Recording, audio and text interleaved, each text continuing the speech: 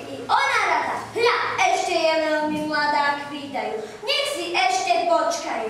A Ľaľa i mladý zaj, či ju môže vychovať? Vážený môj milý sváko, čo len to, veď bude dáko, len ju dajte, nebudete banovať. Nožno mati, starka vdesi, veď je mladý stvára besi. Vie všečo naň zlého dačo, dať si dceru za ledačo?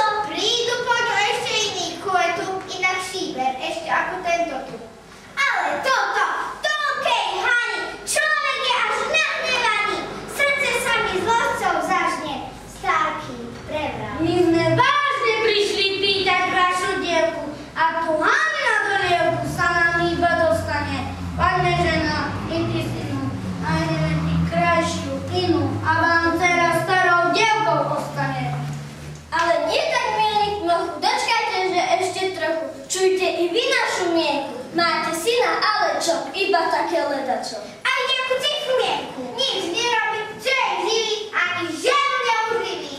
Daj sa svete zabeľa, takú pani z kaštieľa. A váš varý zo zlata, večne chodí strapatá.